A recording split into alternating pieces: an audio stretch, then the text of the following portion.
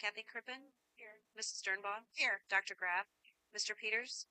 Megan Sparks?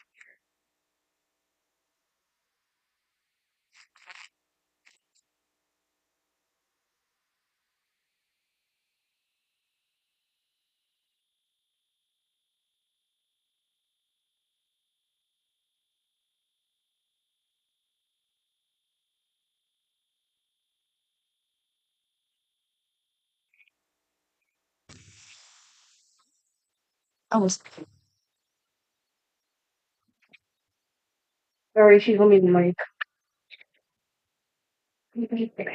Sorry. Okay, can I please have a motion for the approval of the agenda as presented? I have two small minor changes. Really loud. Is that better? Two small minor changes. One is Schedule A. I give you that schedule ahead of you, so it doesn't necessarily change the agenda. We'll still have the resignations to approve later on in the agenda. The second item, last week we talked about the AI policy. We wanted tonight to be the second reading for that. I left that off the agenda, so I'd like to add number 6 on the board and administrative reports would be the second reading for policy 7540, excuse me, 0.09. It says 7540.09, and that's the AI policy.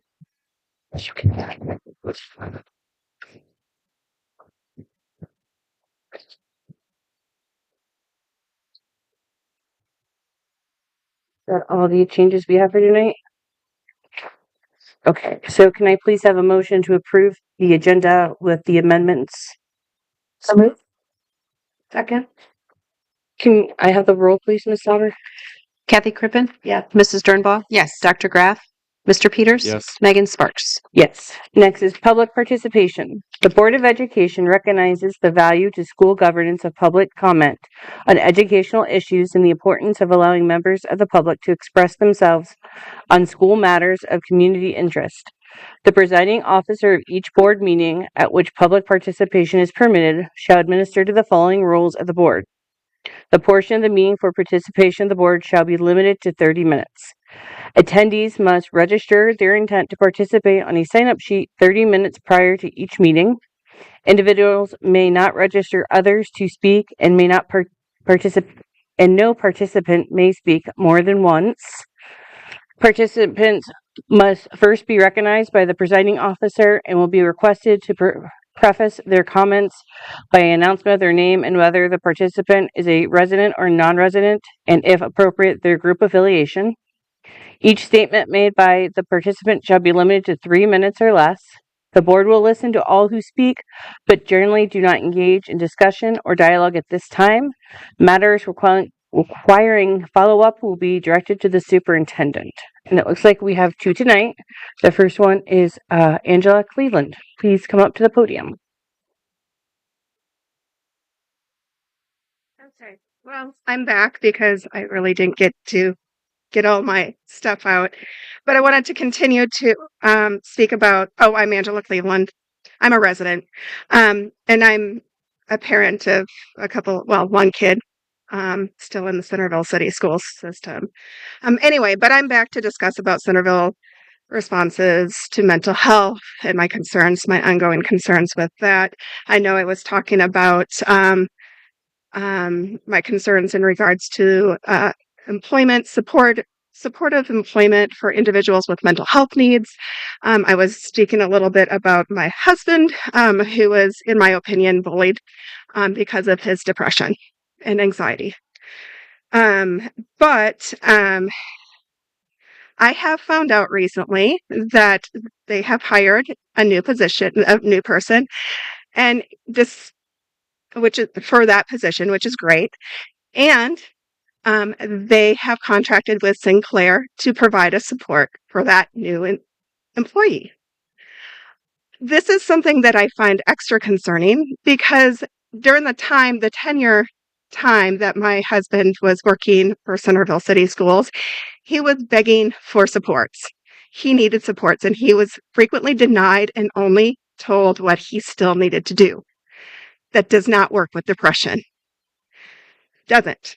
It doesn't matter how often you say it. Doesn't matter how adamantly you say this. You're. It's not. You didn't give them measurable goals. Didn't give them realistic goals. Gave them very subjective expectations. So no matter what, he was going to be deemed as failing by his supervisor. So, and in my opinion, it was because of his depression. Because of his depression, he actually, in the environment that he was in Centerville City Schools, he actually got to the point where he committed or considered committing suicide. For a school district to be able to treat an employee like that greatly concerns me, because not only is it not supportive of employees, like my husband would never work for Centerville City Schools again, but I'm here because I worry about if you're treating employees that way, then how are students being treated? How is that rippling down to our students? I can say, I'm sure it's not positively. You cannot have administrators bullying individuals with depression and providing a non-supportive environment and not be okay with that. I wanted to share a story in regards to I was confronting a bias that I felt that John Carroll had in regards to behaviors. Okay, that's my time. I'll be back again.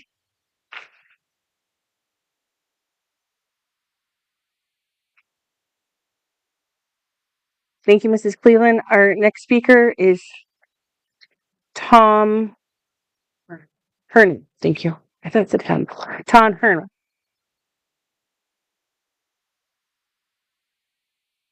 Oh, well, welcome. We're glad that you're here.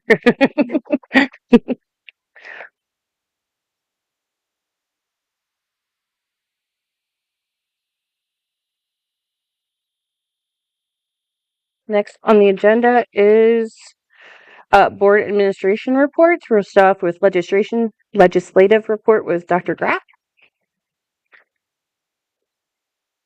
Thank you. I apologize. I do not have slides tonight. There have not been enough hours in the day. Good evening. There is a lot that has been going on in state legislature in the month of June so far. And so I am not going to be able to cover everything, but I'm going to try to hit on a few of the highlights. The General Assembly adjourned about 10 days ago for summer recess, but not before a flurry of legislative activity.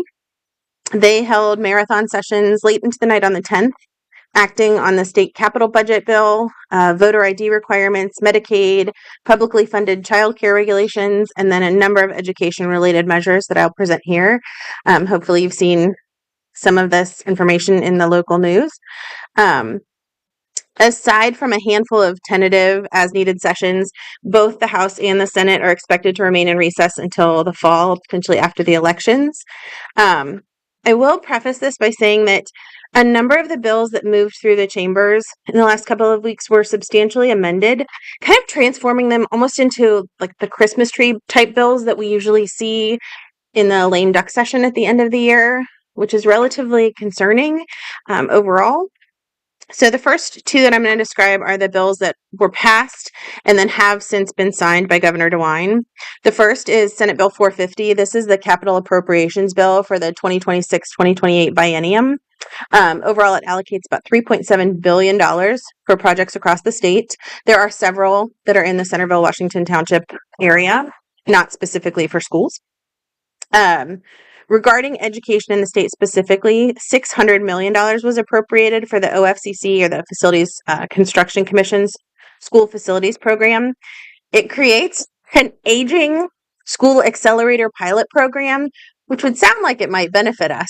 However, to qualify for the program, at this point, districts must meet all of the following criteria. At least one building that's used primarily for classroom instruction is at least all of it, or a significant portion of the building is at least 100 years old. So right now, that's, I think, the only criteria that we check. The district has never been approved to receive OFCC assistance, or it hasn't completed all of the segments of a previously approved project. The operating expenditure per pupil is in the lowest 25% of all districts in the state. And the district qualifies to service all of its students in one school building according to OFCC policies. So unfortunately, I don't know that that's going to help us, but it's there. The second bill that the governor signed so far is House Bill 359.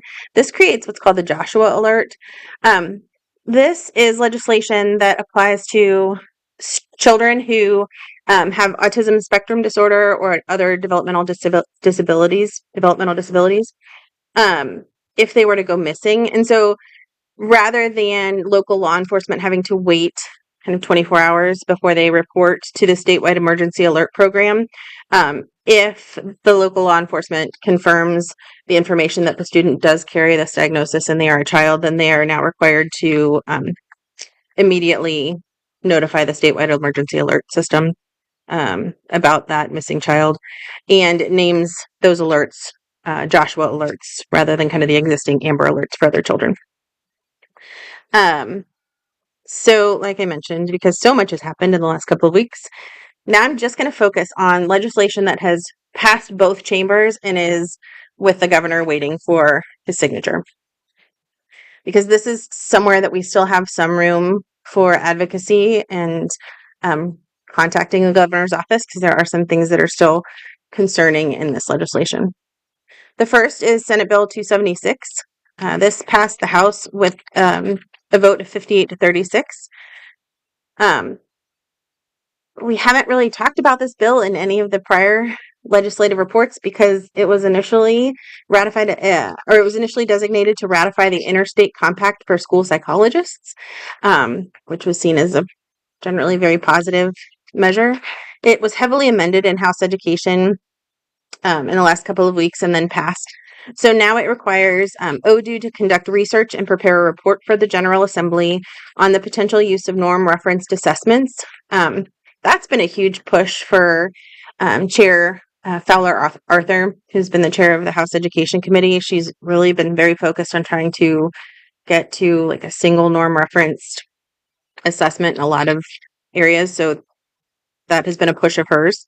It adds the Student Athlete Mobility Act in a form that was initially built, House Bill 625, where it would say that if you're a student and your district didn't offer a particular sport, then a neighboring district that did would need to let you play.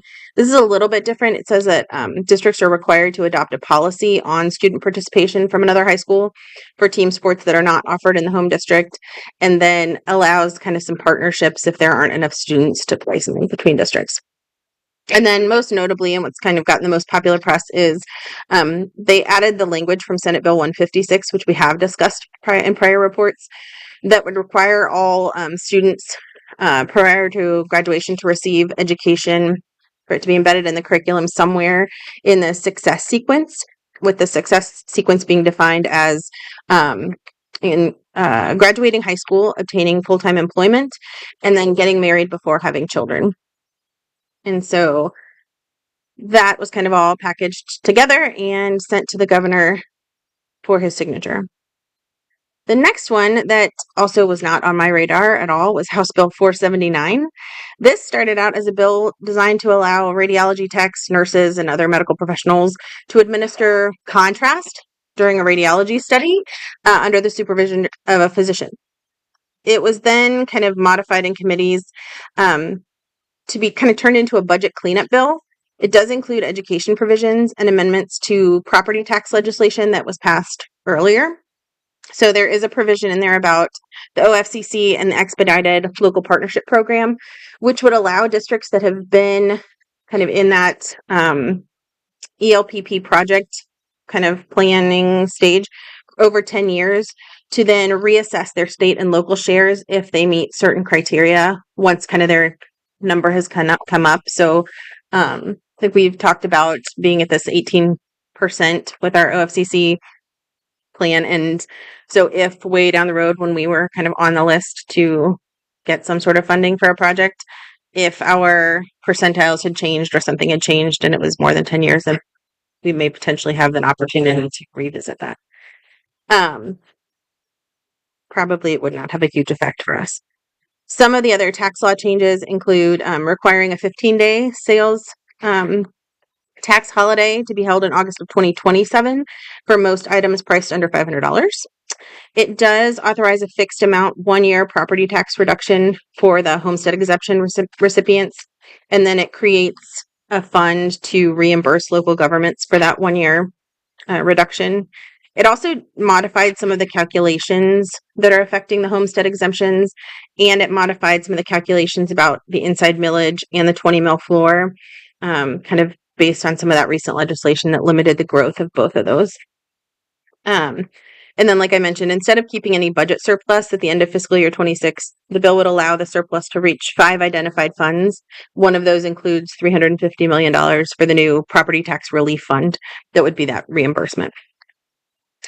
And then as far as the other two pieces of legislation that are with the governor now, the first is House Bill 455, which we have discussed before. This is the big education omnibus bill that had a lot of kind of cleanup language for some of the ODU graduation requirements. When it went to the Senate Education Committee under Senator Brenner added a number of amendments, and then it passed the full chamber the same day, and then the House concurred. The House vote with to concur with the changes was 63 to 25, which is interesting. Many of those cleanup provisions stayed.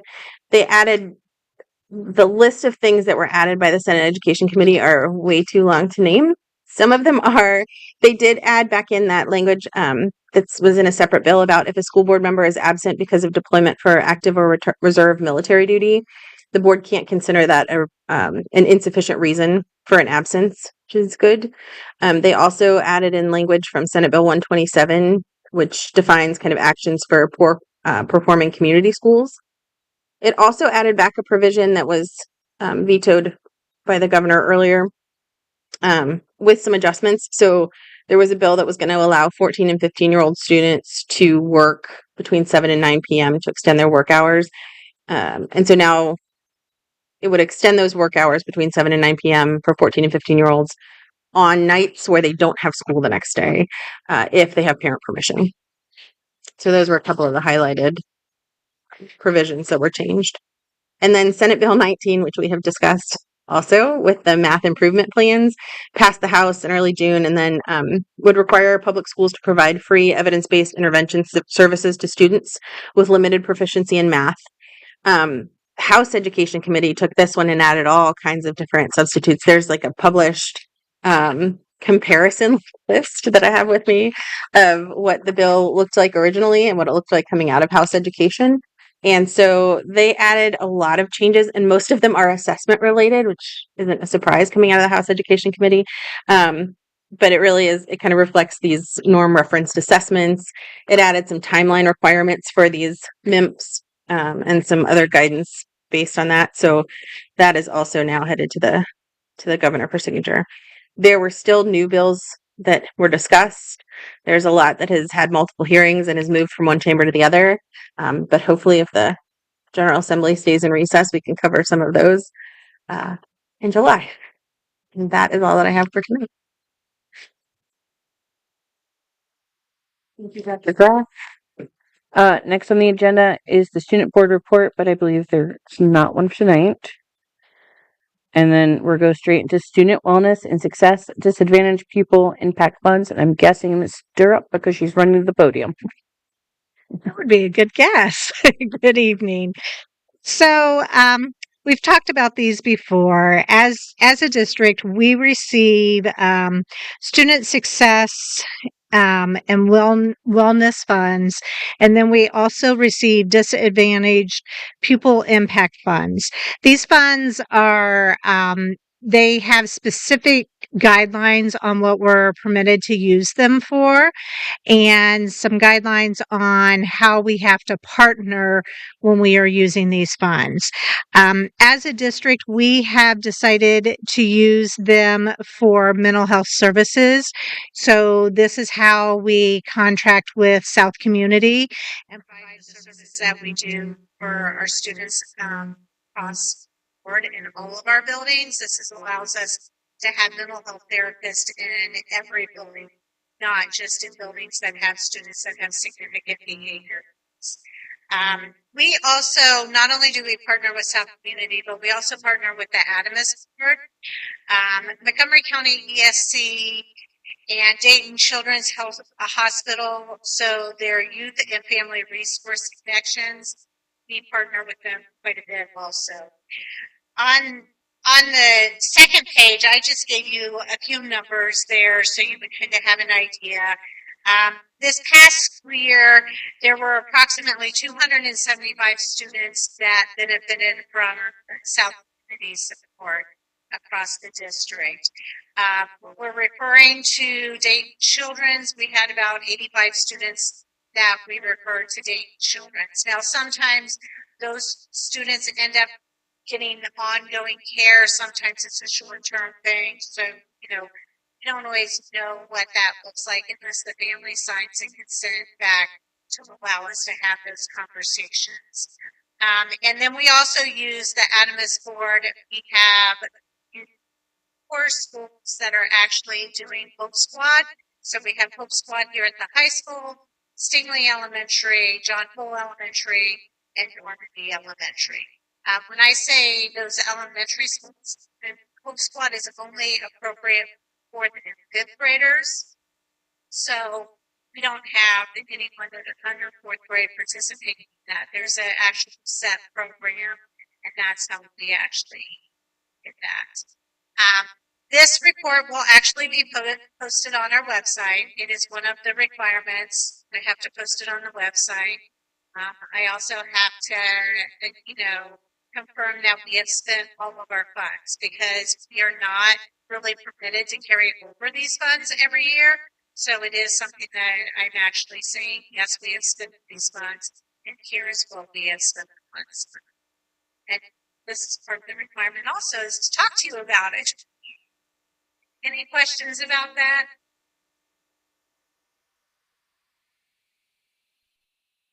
There is not Hope Squad at the middle school level. We've talked about that a few different times, which is really kind of interesting because we started it in some elementaries that we don't have it in at middle school, and then we do in high school. So there's been some conversations about that. I don't know if with some of the shifting of what we're doing now, if we'll end up going that direction, but we need to get at least a year under our belts before we start looking at some other things. Meaning, like Mr. Carroll and I switching positions before we start like trying to propose some new ideas and everything. They do some other things, but we just haven't had Hope Squads at our middle schools. We haven't had them at the elementary, probably about year 3. So it is relatively new. The fund, Adamus gets funded different, and so a lot of times the funds that we get from the Adamus Board are what actually pay for Hope Squad for us in our buildings. And I'm going to tell you quite honestly, there is not enough funding in order for us to have it in every building. So some of that is based on, our guidance counselors need to those. With not having assistant principals in the building, that really puts that task on our guidance counselors, and our guidance counselors have other obligations also. So it's, it's not that we don't address mental health because we do have Character Strong, and Character Strong does have a piece in there that addresses, that social and everything. So we are addressing that. They're also using Character Strong in our middle schools.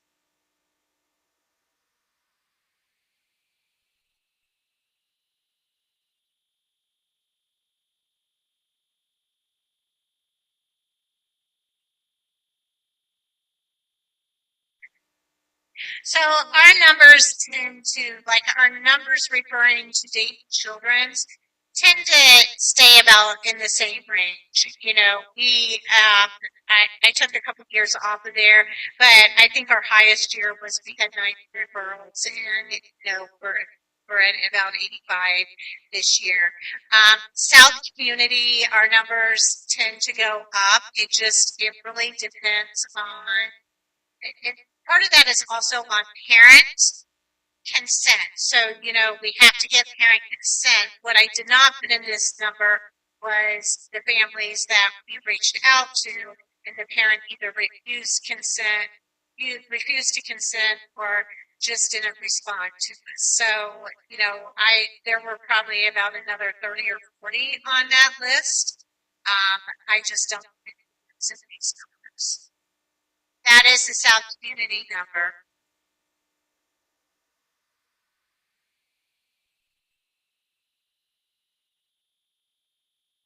We do, yeah. So we do. We transition. We keep track of those numbers, or we even keep track of the students who maybe started with us and only needed something short term. And I do put those numbers in here because South Community did provide services to them at some point in time. But, sometimes you'll have students that are maybe something's going on with the family. Maybe there's a divorce, or maybe there's something like that, and they need some short time support, but not all year long support. And so we put those numbers in there. So.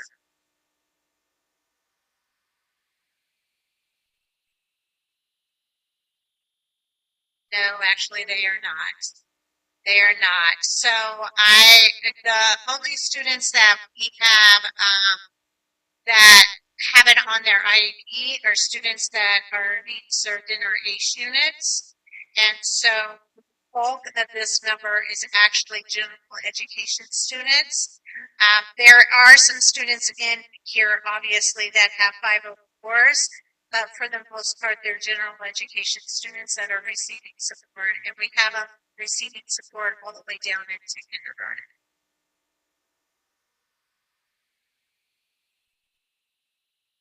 Other questions? Okay. Thank you.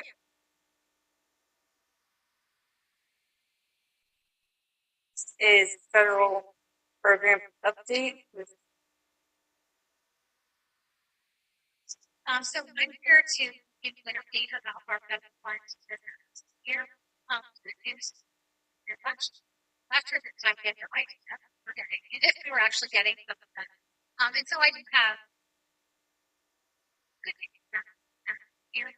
And so just to explain a little bit about how this works, each year we get an application. They're called Title III because they're not grants that we apply for. They're grants that we get, but also here on a 3-year cycle.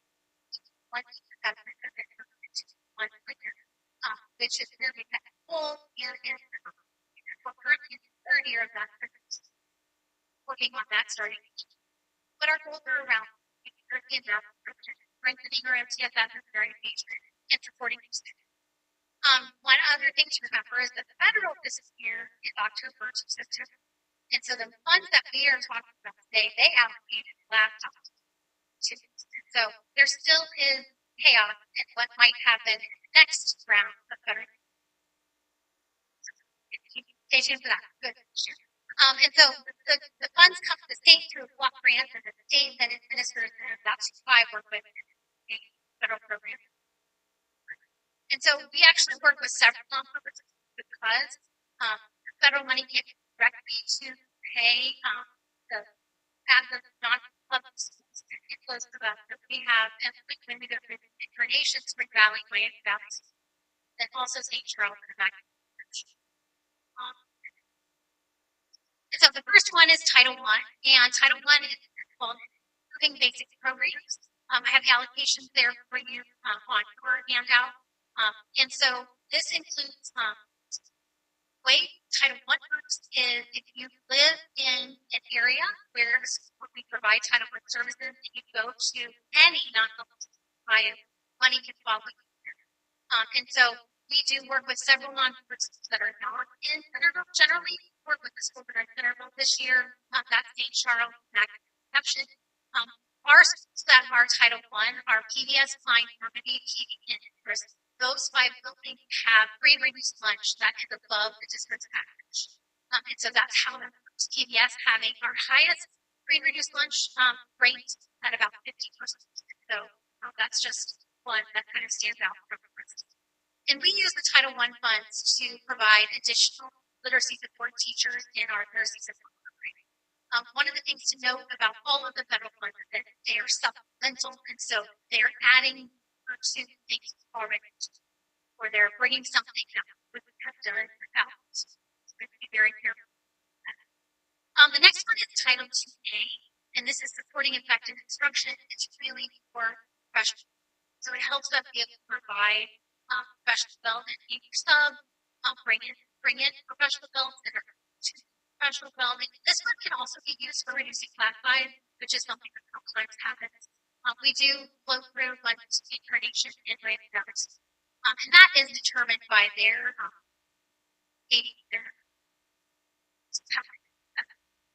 there's a predetermined number by the state they tell Title 3, there are two parts to that. There's the English language learners, and then these are our smaller funds that we get and help to support, again, provide additional staffing to our EL program. There's a small allotment that is going to information. In Title 4, this is student support and academic enrichment. We are able to use these funds to support well-rounded education, which is STEM, or arts, or technology. We can use it for safe and healthy schools. So some of our character work is funded this grant, and we can also use it to support technology. And all of the grants are intended to help us better have standards and raise test scores and the things that the state requires. The last two are special ed. The IDAB is our largest grant. Again, it includes some set aside for early intervention. It also includes money for complex where they have students on there in Gradation and Spring Valley. We use this to help fund intervention specialists and additional points that with the IDAB, we have to provide and so the district has to spend as much as they spent the year before in special ed in order to continue to receive additional. So that grant helped they prove that we're not using it to supplement or supplementing not really. And then the last one is early childhood questions. It helps us. So Tammy is responsible for IDA and the early childhood special ed, and then I'm responsible for other grants. And so if anyone would have questions or wants to get feedback against the requirements of the federal grants about the to the public. So we have information on the website here, our emails are there. What questions do you have? Expenses Title 1. What is it there? Because that's obviously that's a large number. So in Title 1, there is a layer. There's a layer of you have to look at the need, and there is a calculation that happens that tells how much money goes to each of those. So there's a process that how much. So the building that has the highest need and the larger number of students likely to get will get more of that allocation. The risk had lower and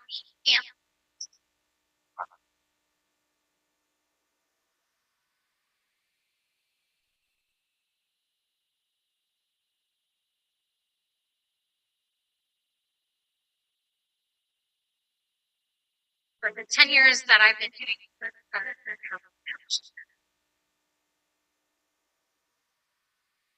no.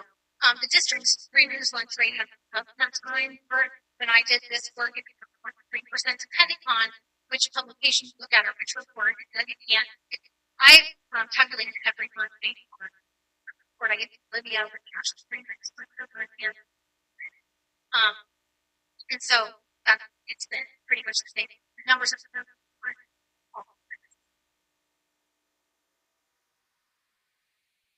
thank you.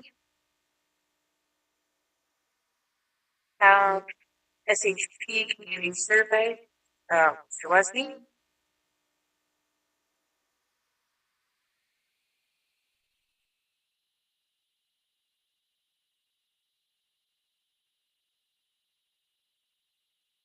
All right, so good evening. So just like we have the last couple months, realize, like, we talked a lot about our facilities, so I want to continue that conversation tonight. Or I will tell you the next couple slides are slides that you've seen. It's not new information. So I'm not going to spend a lot of time on those slides. I just think it's important just to kind of remember, a little bit of information about our facilities. And obviously, this is all of our facilities here in the district. See the buildings, the grades, houses, buildings. I think it's interesting to go through the history of our buildings that sometimes forget why here's the science high school. Now we have students and grades to comply. But more importantly, you can kind of see the year and the first village well conditions, number of acres that the property sits on, and the percentage numbers that you have there is the renovation versus replacement. And those are numbers that we received from what quarter back, maybe the original facility assessment back around 2020 time frame when those numbers came out. So we're anticipating those numbers are going to change very significantly when the RFC comes there, the safety evaluation. And again, we're talking about this, I think, is one of the most interesting slides. And I'm not going to go into detail with the slide, but I think the most important thing here is all buildings. There are 12 buildings that are 50 years old, and that creates a real challenge for us in our community. So we talked about the age of our facilities, average age, and obviously about the tonight, I'm really focusing on our community survey. We put out a community survey. SHP, we talked about the relationship with SHP, to really engage our community and their stakeholders, to try to get as much information as possible can. Here's the result we are right now. The survey went out live last week, last day, we had staff here in the buildings. You can see our parent response, that initial email that went out. Here's what message went out. Almost 900 families. Please, 275, several students. We have actually a few students take the survey, which is great. But I can get more students involved. And then we can do the outreach. So the outreach is something that I really want to focus on tonight and talk to you about. I've got a lot of questions and I've had a lot of opportunities to meet a lot of folks over the last month or so in regards to our survey.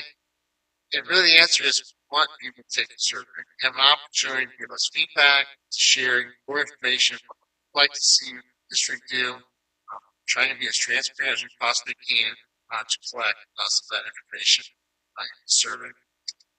Past events, we're going to continue to do a lot of events to try to reach out to as much of our community folks as possible. This all started in April with our Health Connect meeting with SHP, and then into one PTO President's meeting, administrative council meetings here in the district, and some staff meeting I've talked about. Continue on. There's some concert series. Had a stuff part last Sunday. Yesterday, some part very positive interactions. A lot of people asking questions. A lot of people picking up the survey. So we are here tonight. There are a couple surveys in the back. I'll show you the QR code up on the screen in just a minute. We're passing out to players, again, encouraging as many people as possibly can to take the surveys. You know, folks, we have your contacts in your phone or your email list. We'd ask that you send that out. We have some upcoming events just to share next week. But this meeting will be a presentation with SHP in regards to our facilities. Seeing what happens the next day. Planning to have some engagement, assistance committee, Americana Festival, and there's some other opportunities that make up some concert series, stuff parts. We're going to have those opportunities in reaching out to.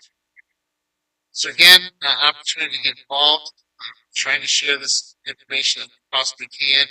Have flyers in the back, you signed in, take those flyers with you.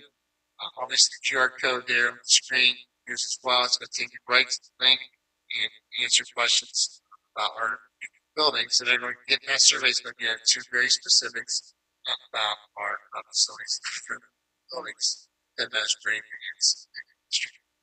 So that's my presentation tonight. Felt strong. Again, that was a great night last night. A lot of good interaction. A lot of folks, a lot of questions.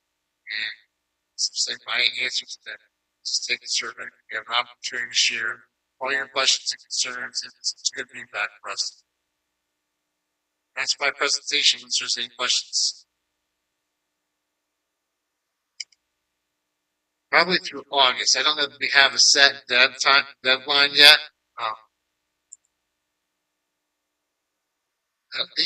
I don't know about open like the first weeks, the early open houses, first school starts. I want to keep it open. I know before school starts. We have some other events too, planning to reach out to in August.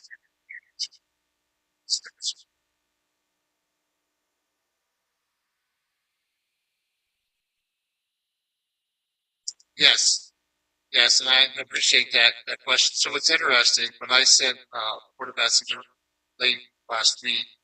I talked about we reached 1,300 folks who take the survey. I think it's 1,300. This morning it went to 1,325 throughout the day.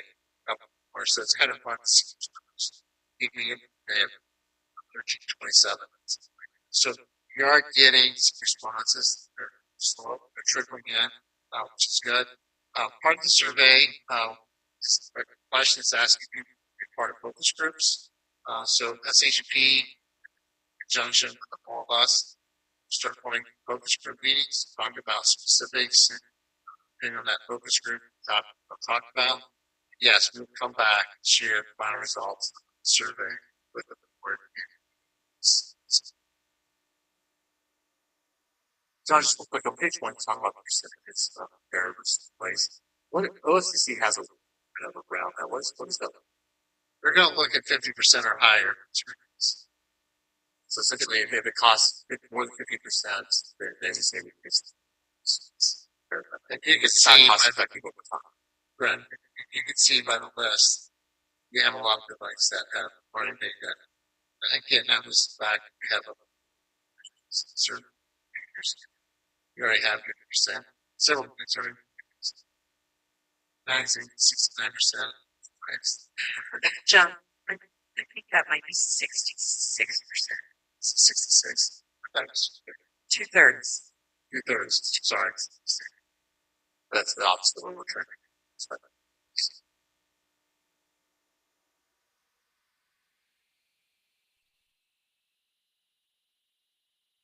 Any question?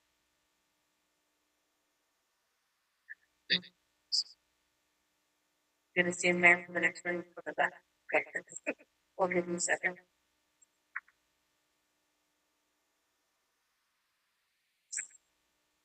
Next on the agenda is policy number 7540.09. AI one. So yes, this will be our second reading for the artificial intelligence AI. So just to review a little bit of what we talked about last week, this is a policy replacement, basically coming from the Ohio Department of Education and Workforce model policy, all required through House Bill 96. The model that we used, we actually took part of the Ohio Department of Education and the state's model. Our AI policy that we talked about on last week. The reason why it's back on the agenda, I think there was 21 board policies that we shared last week. We wanted to bring this one back because this does have a date of July 1st of 2026, in which the school district has to have their AI policy adopted. And so we obviously talked about in our first reading last week, sharing that today. We did use a template. Revisions of the department model policy provides optional language for the district. We spent time specifically with our technology department and with Mr. Trell and curriculum looking at the AI policies. There's already been a lot of work that's taken place. We talked about last week in regards to AI. So I just wanted to kind of share a couple of those again this evening. Some other thoughts. I know as we went through the policy itself, we talked a little bit about some of the AI definitions. There's some there has been some training that's taken place throughout this year. A lot of our staff have used some of the AI tools as part of their yearly evaluation with their principals and their supervisors in implementing AI positively into the classroom. Enforcement was a question that came up through some of our conversations, and I'll get to more of that in a little bit. The violation of this policy may result in other disciplinary consequences. Obviously, we're looking at this as a tool for the classroom to help foster education with our students. Just like any other tool that we have, sometimes things can be used inappropriately, and if that's the case, then there could be potential consequences that may follow. That kind of ties into the next page, the ethical use of AI, and also the acceptable use of AI. So skipping down with the acceptable use, it's very similar to our technology user agreement form we have, which is also listed. All users are expected to employ AI tools solely for educational and related operational purposes. Upholding the values of respect and academic integrity are obviously an important part of what we're trying to do. And it can tie back to other board policies if it is misused, such as our bullying policy, harassment policy, and again, this one could be a part of a consequence if the tool is appropriate. So it also ties back to the student technology acceptable use safety agreement we have our students take as well as our staff technology acceptable use policy as well. So again, it's a kind of a lot of information, a long policy, but it's on the agenda tonight for you to approve so we can have this by July 1st. Unless there's any questions.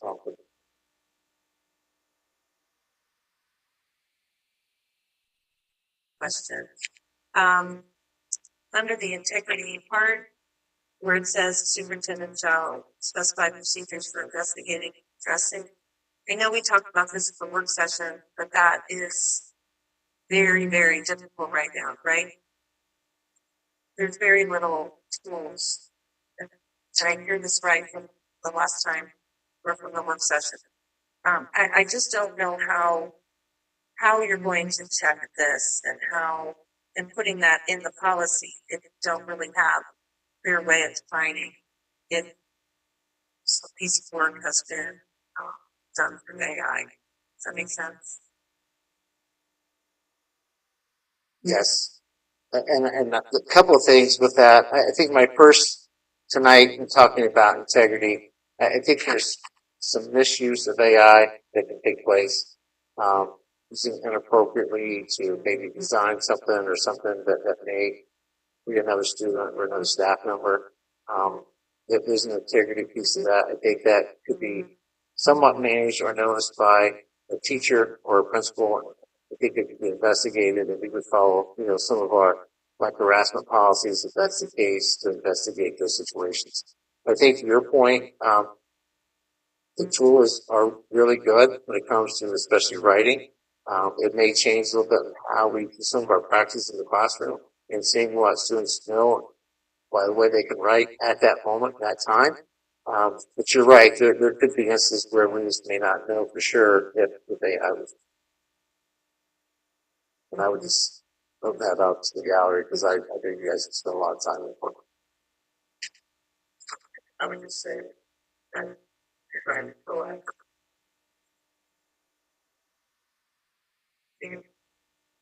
So, one is super there. And proactive. Wiping. Interacting.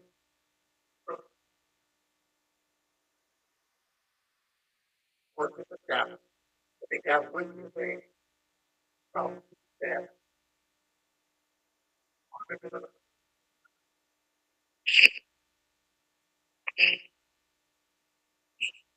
There will be.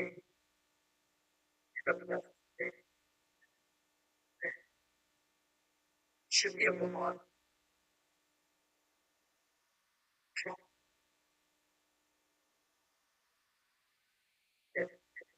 Scan.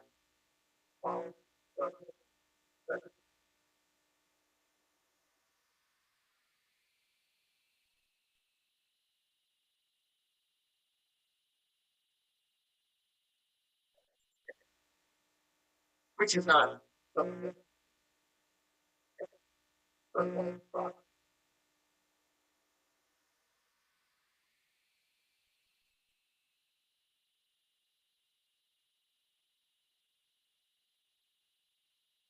Which line?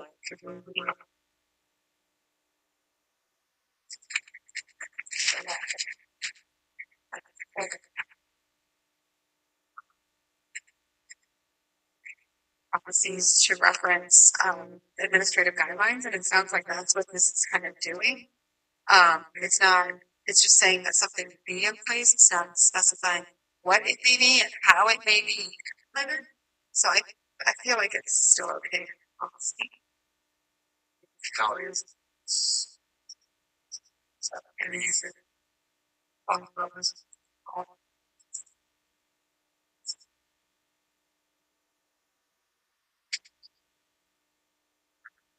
I think we did.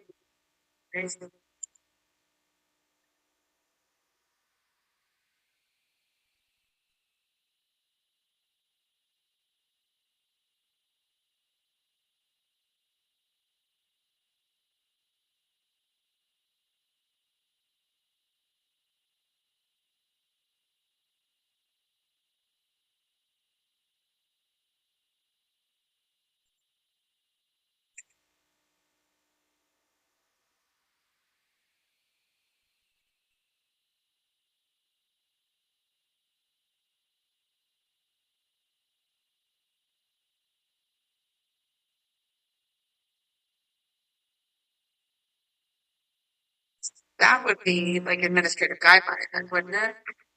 Yes, and that we also get into other policies we have, and that's why those other policies are listed here. First of all, we want, if there's an issue, we want the teacher to address that concern, right? And hopefully if they can investigate it or have that information or need to work with their principal, in this case the high school principal, to help resolve that. I think if there's a concern from the student's part where they feel like they're being penalized because they are led to believe that they used AI, but they didn't use AI. And I think that's when you have to have, a relationship with the teacher to have that conversation in order to work through your principal to go through that process and how that would play out.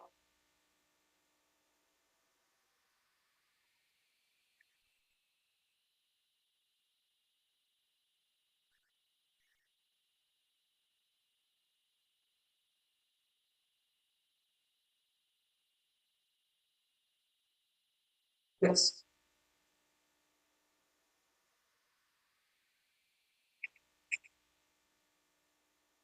I think it's important. I'm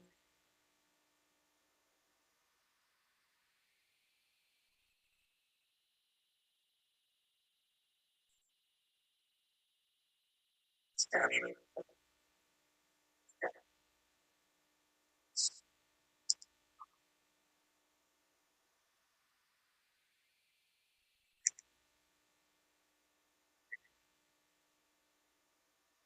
So,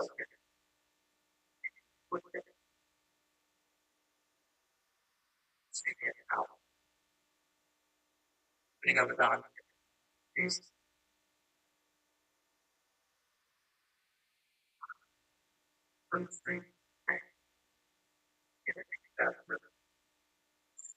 guidelines, guidelines,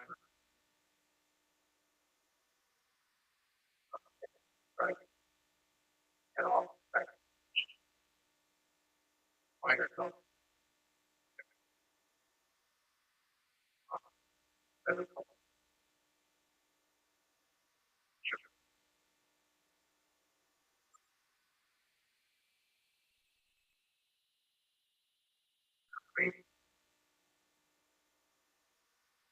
so the statement about Google Docs and stroke capture and all that, that is specified within the administrative guidelines. That is our stance, that it is recommended that the classroom instructor explains this, and that is how investigation would at least initiate.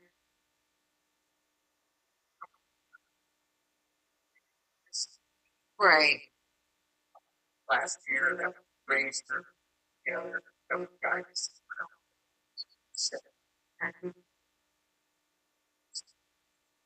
Right.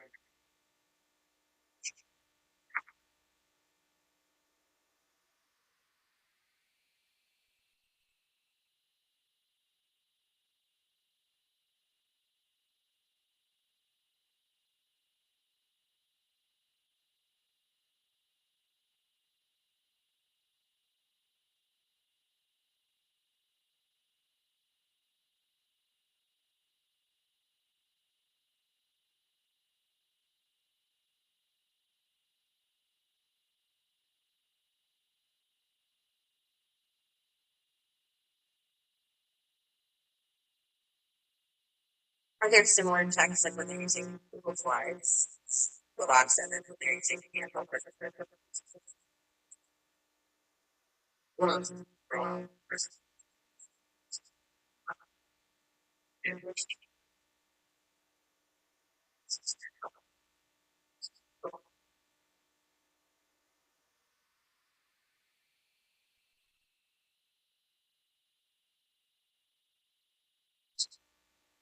raise group? And then it talks about this AI work group. Is that something that's already established? Is there a timeline for when it be established? we'll talk about race. Yes, so Is this race or research.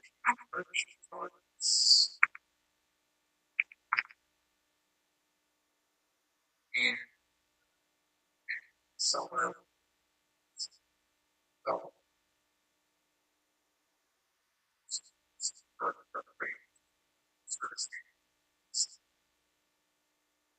find the training back first. Summer training, right?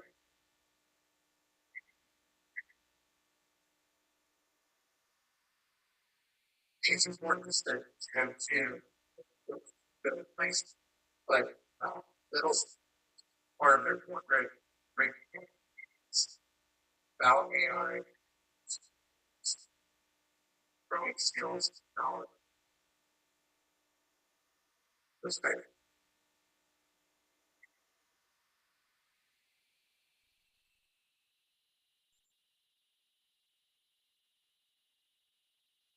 That is force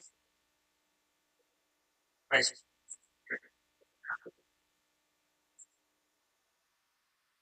Right. Is raise district wide or is that at the county? It's our It's within our district. yeah, Okay. it's our district. Really, most of those at the high school. That's the so what we're looking to stand.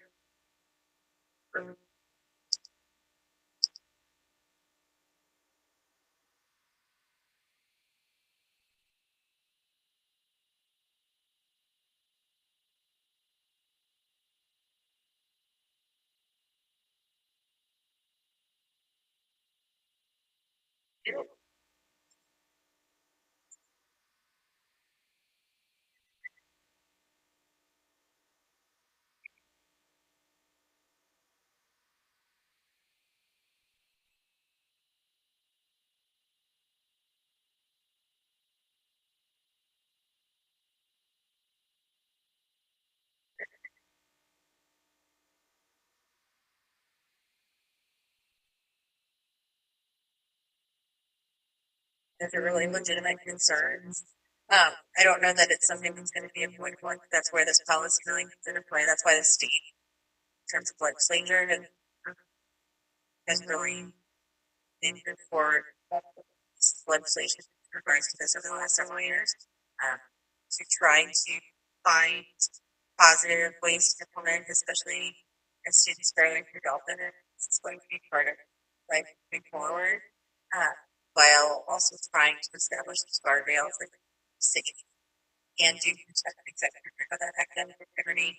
Because it's not just can I get a good grade on this exam or this essay, right? It's am I learning the tools and skills being educated on how to do these things moving forward. So I think it's a very important concern. I don't know, but I don't know that it's avoidable until then the chances that how put in place structure that is that we didn't see most students as they're growing. I think it's part of every professional career, every career moving forward. So I think it's important to learn now, like you said, with the proper safeguards, learning to use it appropriately, learning when's the right time, when's not the right time, and learning to identify it on your own too. So there's both sides of that, and like Mr. Graf said, the more controlled the environment that we can expose students to now, the better off you'll be.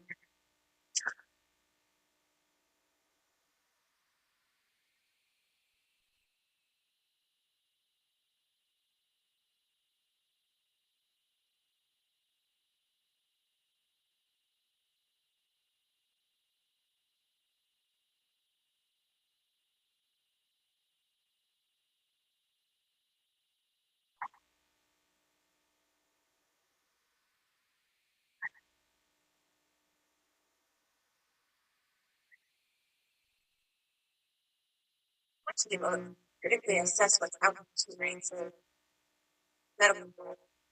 It's out here. It's out there in all the social media.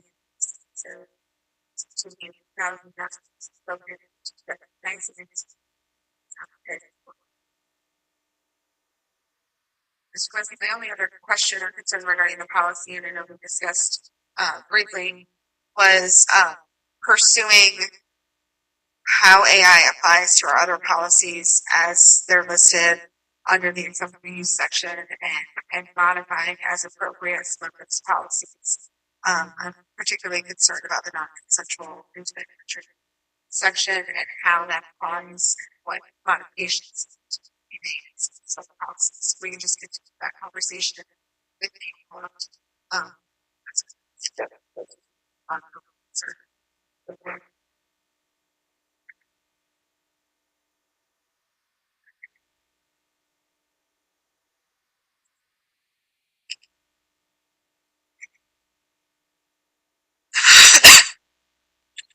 Okay, looks like now it's time for treasurer recommendation. So consider approving the May 2026 financial statements, monthly general fund rolling report, monthly cash reconciliation, monthly fund activity report, then and now purchase orders approved by administration, certified by the treasurer, and supported by the board resolution, totaling $133,410.82. Have a motion, please. So moved. Second. The roll, please. Kathy Crippen? Yeah. Mrs. Sternbach? Yes. Dr. Graf? Yes. Mr. Peters? Yes. Megan Sparks? Yes. Consider approving the minutes of the following Board of Education meetings: May 26, 2026 regular meeting and the June 15th, 2026 work session. Can I have a motion, please? Second. Sauber, may I have a roll call? Kathy Crippen? Yeah. Mrs. Sternbach? Yes. Dr. Graf? Yes. Mr. Peters? Yes. Megan Sparks? Yes. Consider approving the fiscal year 2026 financial certificate of its estimated resources in the amount of $252,329,051.53. So moved. Second. Sure. This is a compliance document that we're required to file with the county auditor's office. We do it at the beginning of the year and then always at the end of the year, sometimes in between as well. But this is our final certificate that I'll be filing with the auditor's office. It is an estimate of revenue added to our beginning cash balances for all of the funds in the districts. This isn't just general fund. This is our grants and our student activity funds, and our permanent improvement fund and food service fund, all of the funds. You go ahead and hold the roll. Yes. Kathy Crippen? Yeah. Mrs. Sternbach? Yes. Dr. Graf? Yes. Mr. Peters? Yes. Megan Sparks? Yes. Consider approving the fiscal year 2026 financial appropriations in the amount of $187,686,701.30. Second. The roll, please. Kathy Crippen? Yeah. Mrs. Sternbach? Yes. Dr. Graf? Yes. Mr. Peters? Yes. Megan Sparks? Yes.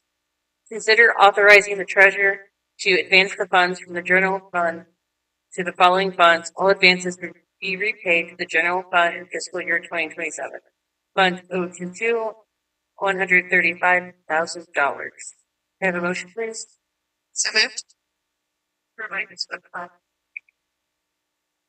it is it's a newly established fund this year that is being used for our retirement to go in and out of. So we have just a small shortfall in fiscal year 26 that it was like through hopefully next year. I have a second. Work conversation. Sounds good. Okay, may I have the roll, please? Kathy Crippen? Yes. Mrs. Sternbach? Yes. Dr. Graf? Yes. Mr. Peters? Yes. Megan Sparks? Yes. Consider approving the fiscal year 2027 temporary permanent appropriations in the amount of $189,718,564.63. May I have a motion, please? So moved. Second. May I have the roll? Kathy Crippen? Yes. Mrs. Sternbach? Yes. Dr. Graf? Yes. Mr. Peters? Yes. Megan Sparks? Yes. Okay, next is the superintendent recommendation. The superintendent recommends accepting resignations as listed on Schedule A. The superintendent recommends the change of employment status or change of contract status for the certificated personnel listed on Schedule B for the salaries, programs, and on the effective dates given. The superintendent recommends the employment or change of employment status for the support staff personnel listed in Schedule C for the salaries, programs, and on the effective dates given. The superintendent recommends the employment of the personnel listed on Schedule D and D1 for supplemental contracts or extra duty assignments. The superintendent recommends the reemployment of non-renewed personnel listed on Schedule G for the reasons and on the dates given. Can I have a motion, please? So moved. Second. Can I have the roll, please? Kathy Crippen? Yes. Mrs. Sternbach? Yes. Dr. Graf? Yes. Mr. Peters? Yes. Megan Sparks? Yes. Consider accepting bids through the Southwest Ohio Educational Purchasing Council and approving the lowest and best bid for the purchase of the following Cardinal Bluebird buses using permanent improvement funds. 4 84-passenger FE Bluebird Transit with dual luggage compartments for a total of $646,632, and then 2 84-passenger FE Bluebird Transit lift bus with the dual luggage compartments for a total of $347,438. Can I have a motion, please? So move. Second.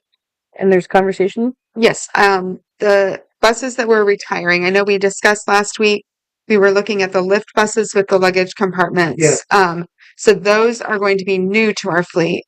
The Correct. 4 regular 84-passenger transit with luggage compartments, are those the same as what we're retiring? No, we'll be retiring more of a conventional bus. And that was 70, how many passengers on it? Yeah, 75. 70 passengers. Okay. And the ones we're retiring are also with the luggage compartments, or we're gaining the. Okay. The full buses do not have the luggage report. Right. Those are just on the transits. Okay. Okay. So we're retiring 6, we're gaining 6, but the biggest thing is that we're adding the luggage compartments on some of the lift buses for our extracurricular and to avoid. Gotcha. This will allow us to be able to take maybe one bus versus 2 buses, all a lift bus and one larger bus. Might be able to take those in one bus. Okay. Thank you. Okay. Can I have the roll, please? Kathy Crippen? Yes. Mrs. Sternbach? Yes. Dr. Graf? Yes. Mr. Peters? Yes. Megan Sparks? Yes. Consider approving changes in replacement board policy for artificial intelligence, AI, policy number 7540.09, as previously discussed. Can I have a motion, please? So moved. Second. Any discussion? Can I have the roll, please? Kathy Crippen? Yes. Mrs. Sternbach? Yes. Dr. Graf? Yes. Mr. Peters? Yes. Megan Sparks? Yes. Now we have Board of Education recommendations. Consider approving a 3-year contract with the Shared Resource Center for Treasurer and Fiscal Services starting August 1st, 2026 to July 31st, 2029. Can I have a motion, please? So moved. Second? Any discussion on this?